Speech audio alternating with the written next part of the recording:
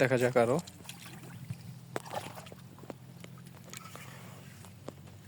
খালের ভিতরে এখনো প্রচুর পানি আছে, আর এই পানির ভিতরে খালি হাতে এই যে হোগলা পাতাগুলো দেখতেছেন আপনারা, এই হোগলা পাতার এই পাশে পাশে হাত দিলে অল্প কিছু হাঁটলে মোটামুটি ভালো কিছু মাছ পাওয়া যায়। হয়তো কোনোটার হোগলা পাতার নিচে আছে, কোনোটার নিচে নাই, হয়তো দু একটা নিচে আবার থাকে, ধরাও যায় না। উফ, দেখেন দর্শক, একটা পাইছে ছোট সাইজ গোদা চিংড়ি। উফ দর্শক, আরও একটা পাওয়া গেছে মাহুত। তাও এই হোগলা পাতার নিচে থাকে, এগুলোকে আমরা গোদা চিংড়ি বলি। এগুলো অনেক অনেক কালসা হয় আর কি। কিসে এখানে বেশি পানির ভিতরে লাগে? জি না, লাগে না, না? দেখো ডুব দিয়া কি অবস্থা।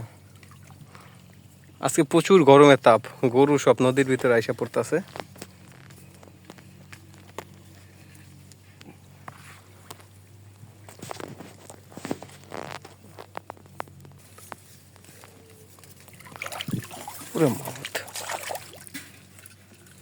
দর্শক, একটা দর্গি মাছ পাওয়া গেছে,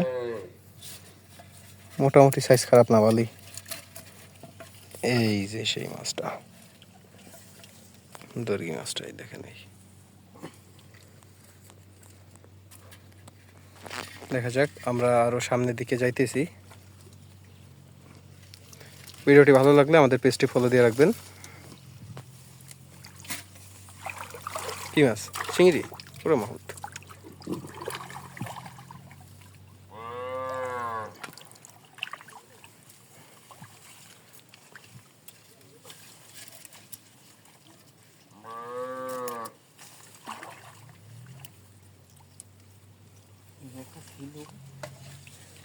আসিল হেন একটা দেখো, পাতার ভিতরে কম বেশি মাছ তো থাকে।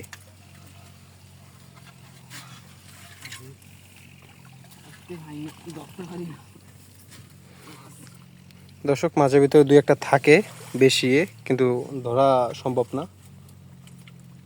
কি জানি জাল টানে খালের ভিতরে ওই প্রান্তে। হ্যাঁ, পাইছো? চাই চাই। আরে আল্লাহ, দর্শক দেখেন গোদা চিংড়ি, দেখি রাহো।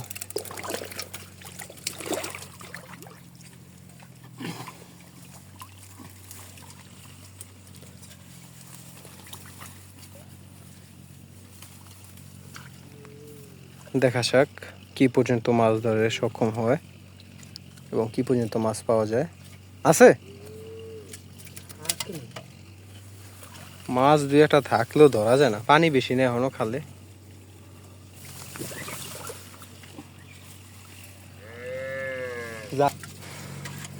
দর্শক দেখা যাক ধরতে পারে কিনা। আছে? হ্যাঁ, কি মাছ? দেখি দেখি, একটু দেখা হচ্ছে।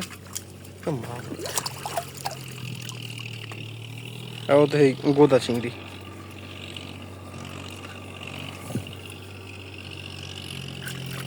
ছোট, আর এটা দিয়ে একদম ছোট।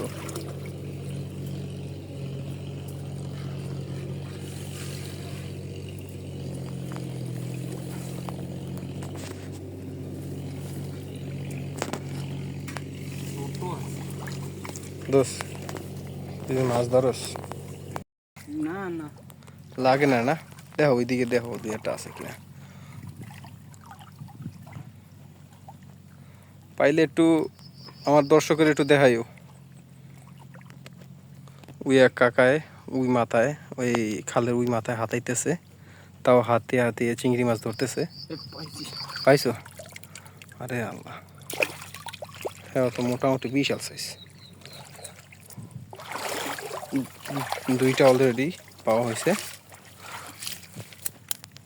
ওরে মাহুত লাভ দেয়, দি লাভ দিতেস। এগুলার ভিতরে এখনকার এই দিনগুলোতে প্রচুর চিংড়ি মাছ পাওয়া যায়। ওরে মাহুত, দর্শক একটা পাওয়া গেছে, ডিম কাটালি। মাছটা এখানে থাকুক আমাদের। কি দুই একটা লাগে।